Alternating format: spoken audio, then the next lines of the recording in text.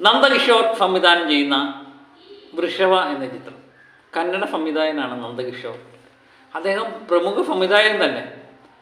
കുറച്ച് നാൾ മുമ്പ് കന്നഡയിൽ അറിയപ്പെടുന്ന ഒരു സംവിധായകൻ തന്നെയായിരുന്നു അദ്ദേഹം. കാരണം തുടർച്ചയായുള്ള സൂപ്പർ ഹിറ്റ് ചിത്രങ്ങളാണ് അദ്ദേഹം കന്നഡ സിനിമയ്ക്ക് സമ്മാനിച്ചിട്ടുള്ളത്. ഭയങ്കര ഹൈപ്പിൽ നിൽക്കുമ്പോഴാണ് അതിൻ്റെ തുടർച്ചയായിട്ടുള്ള അദ്ദേഹത്തിൻ്റെ ചില ചിത്രങ്ങൾ പരാജയപ്പെടുന്നത്. അങ്ങനെ 8ഓളം ചിത്രങ്ങൾ 5ഓളം ചിത്രങ്ങൾ സൂപ്പർ ഹിറ്റായി. ലാസ്റ്റ് എത്തിയ ചിത്രമാണ് വൻ വിജയം നേടിയില്ല എങ്കിലും ശ്രദ്ധിക്കപ്പെട്ട ചിത്രമാണ്.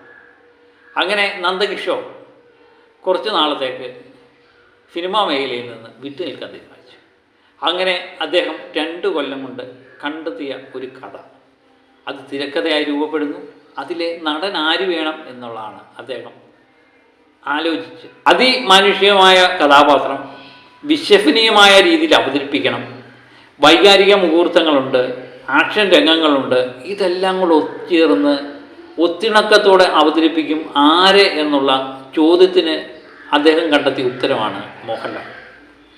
ഇത് ഞാൻ പറയുന്നതല്ല, നന്ദകിഷോർ അടുത്തിടെ നടത്തിയ ഒരു അഭിമുഖത്തിൽ പറഞ്ഞതാണ്. അദ്ദേഹം മോഹൻലാലിൻ്റെ മുമ്പിൽ തന്നെ കണ്ണുടക്കി വെച്ച് മോഹൻലാലുമായിട്ട് എങ്ങനെ ബന്ധപ്പെടും.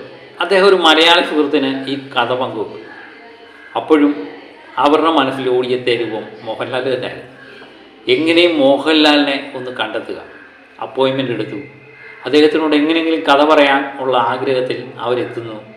അങ്ങനെ കഥ കേട്ട് ലാലേട്ടൻ അതിന് കൃത്യമായിട്ടുള്ള മറുപടി കൊടുക്കുന്നു. യെസ് മോൾ. അങ്ങനെ നന്ദകിഷോറിൻ്റെ ജീവിതത്തിലെ മോഹൻലാൽ സിനിമയ്ക്ക് കൊടിയേറുകയായിരുന്നു. അദ്ദേഹത്തിൻ്റെ ഏറ്റവും വലിയൊരു ആഗ്രഹമായിരുന്നു മോഹൻലാൽ എന്ന് പറയുന്ന നടനെ അടുത്ത് കാണുവാനും അദ്ദേഹത്തിൻ്റെ ആക്ടിങ് പരിചയപ്പെടാനും ഒക്കെ. 70 ദിവസത്തോളം ഷൂട്ടിംഗ് ഉണ്ടായിരുന്നു ഋഷഭയ്ക്ക് എന്നാണ് അദ്ദേഹം പറയുന്നത്. അന്നേരം എല്ലാം തന്നെ 7:30 മണിക്ക് തന്നെ കൃത്യമായിട്ട് ലാലേട്ടൻ അവിടെ സെറ്റിൽ വരുന്നത് കണ്ട് അവർ അത്ഭുതപ്പെടാറുണ്ട്. കാരണം അണിയറ പ്രവർത്തകർക്കൊക്കെ പരിചിതമായ കാര്യമല്ലായിരുന്നു. ലാലേട്ടനെ സംബന്ധിച്ച് കൃത്യസമയം പാലിക്കുന്ന വ്യക്തിയാണ് എന്നുള്ള സിനിമ മേഖലയിൽ എല്ലാവർക്കും അറിയാവുന്ന കാര്യമാണ്. ഏകദേശം 1.5 മണിയോളം ഈ ഷൂട്ടിംഗ് നീണ്ടു നിൽക്കും എന്നുള്ളതാണ്. അപ്പോഴൊന്നും യാതൊരുവിധ കൂഫലുമില്ലാതെ യാതൊരുവിധ പരിഭവമില്ലാതെ ഒരു സൂപ്പർ സ്റ്റാറായ ലാലേട്ടൻ ഈ സെറ്റിൽ പെരുമാറുന്ന കാണുമ്പോൾ അദ്ദേഹം പലപ്പോഴും അത്ഭുതപ്പെട്ടിട്ടുണ്ട്. കിഷോർ എന്ന് പറയുന്ന സംവിധായകൻ പറയുന്നത് ഓരോ ദിവസവും അദ്ദേഹത്തിൻ്റെ പ്രത്യേക രീതിയിലുള്ള ആക്ടിങ് തന്നെ അത്ഭുതപ്പെടുത്തും, എന്നും തന്നെ അത്ഭുതപ്പെടുത്തും എന്നാണ് അദ്ദേഹം പറഞ്ഞുകൊണ്ടിരിക്കുന്നത്. ചിത്രം തീർന്നപ്പോഴും പുതിയ രീതിയിലുള്ള ആക്ടിങ്ങും ഒക്കെയായിട്ട് തന്നെ അത്ഭുതപ്പെടുത്തിക്കൊണ്ടേയിരിക്കും.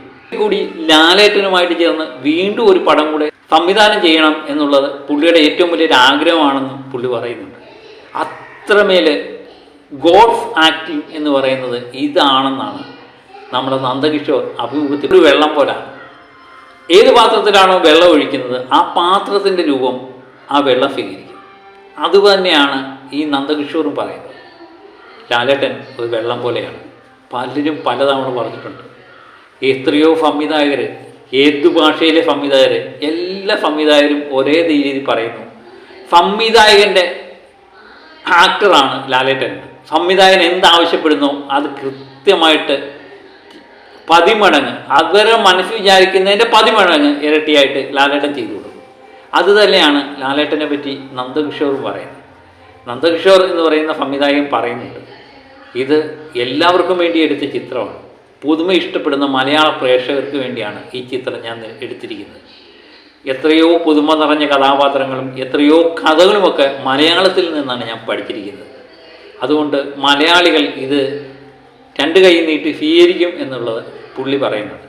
3 ലുക്കിലാണ് ലാലേട്ടൻ വരുന്നതായിട്ടാണ് നന്ദകിഷോർ പറയുന്നത്. 2 ലുക്ക് എന്ന് പറയുന്നത് പഴയകാലം രാജാവായും ചെറുപ്പക്കാരനായിട്ടും പ്രായമുള്ള വ്യക്തിയായിട്ടും ലാലേട്ടൻ നിറഞ്ഞാണ്.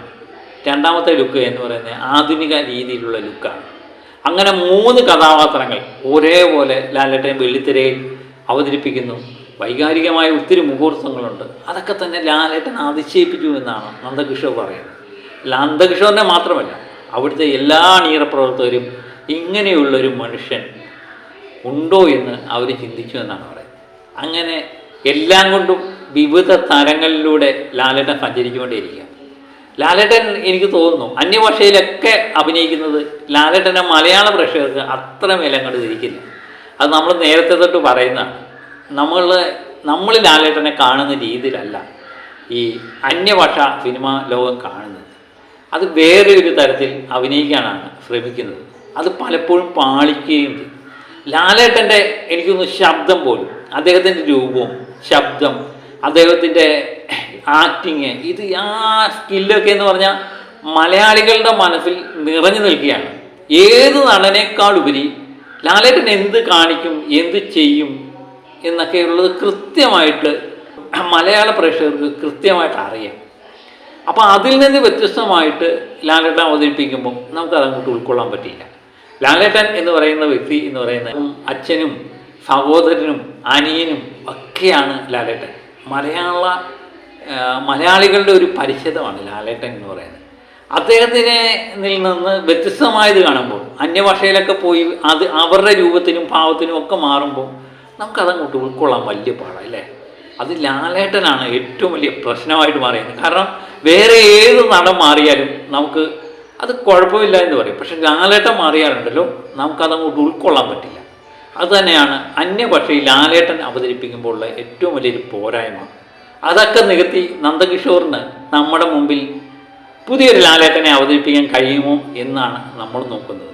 നന്ദകിഷോർ ആത്മവിശ്വാസത്തിൽ തന്നെ ലാലേട്ടൻ്റെ ആക്ടിങ് സ്കില്ലും എല്ലാം കൃത്യമായിട്ട് തനിക്ക് അവതരിപ്പിക്കാൻ പറ്റിയിട്ടുണ്ട് എന്ന് തന്നെയാണ് അദ്ദേഹം കരുതുന്നത്. അദ്ദേഹം ഒരു കൊമേഴ്സ്യൽ വമ്പൻ ഒരു വിജയചിത്രം തന്നെയാണ് അദ്ദേഹം ഉദ്ദേശിക്കുന്നത്. അദ്ദേഹം പറയുന്നുണ്ട്, ഞാൻ വലിയ ബഡ്ജറ്റിൽ ഒരുക്കുന്ന ഒരു ചിത്രത്തിനേക്കാൾ ഉപരി കുടുംബ പ്രേക്ഷകർക്ക് ഇഷ്ടപ്പെടുന്ന രീതിയിൽ അച്ഛനും മകനും തമ്മിലുള്ള ഒരു ബന്ധത്തിൻ്റെ കഥ പറയാനാണ് ഇതിനകത്ത് ശ്രമിക്കുന്നത്. അതാണ് പ്രേക്ഷകർ ഇഷ്ടപ്പെടണം എന്ന് ഞാൻ കരുതുന്നത് എന്ന് അദ്ദേഹം കൃത്യമായിട്ട് പറയുന്നുണ്ട്. ഏതായാലും നന്ദകിഷോറിൻ്റെ ഈ സ്വപ്നങ്ങളും പ്രതീക്ഷകളും ഒക്കെ സഫലീകരിക്കട്ടെ എന്ന് തന്നെയാണ് ലാലേട്ടനെ ഇഷ്ടപ്പെടുന്ന മലയാള പ്രേക്ഷകരുടെയും ആവശ്യമല്ലേ. അതിനുവേണ്ടിയാണ് നമ്മൾ കാത്തിരിക്കുന്നത്. ഏതായാലും ചിത്രത്തെ സംബന്ധിച്ച് പല ചിത്രങ്ങളും നമ്മൾ ബുക്ക് മൈ ഷോ നോക്കുമ്പോൾ ഇൻട്രസ്റ്റ് കാണിക്കും. നമ്മൾ കാണാൻ ഇഷ്ടപ്പെടുന്ന ചിത്രം ഏതാണ്, അത് 138Kയിലേക്ക് ഈ ചിത്രം ഉയർന്നു എന്നുള്ളതാണ് ഏറ്റവും സന്തോഷകരമായ കാര്യം. കാരണം എല്ലാവരും ഈ ചിത്രം കാണാൻ വേണ്ടി ഇൻട്രസ്റ്റ് ആണ് എന്നുള്ളതാണ് ഇതിൽ നിന്ന് നമുക്ക് മനസ്സിലാവുന്നത്. ഇനിയും ചിത്രം കണ്ടതിന് ശേഷം ബാക്കിയുള്ള കാര്യങ്ങളെപ്പറ്റി നമുക്ക് സംസാരിക്കാം. നന്ദകിഷോറിൻ്റെയും മലയാള പ്രേക്ഷകരുടെയും മോഹൻലാൽ ആരാധകരുടെയും എല്ലാം പ്രതീക്ഷ സഫലീകരിക്കട്ടെ എന്ന് ആത്മാർത്ഥമായിട്ട് ആഗ്രഹിക്കാം.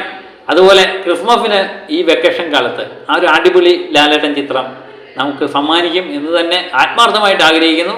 അതിനുവേണ്ടി കാത്തിരിക്കാം. മറ്റൊരു വീഡിയോയുമായിട്ട് വീണ്ടും ഞാൻ എത്തും വരെ. Okay, by.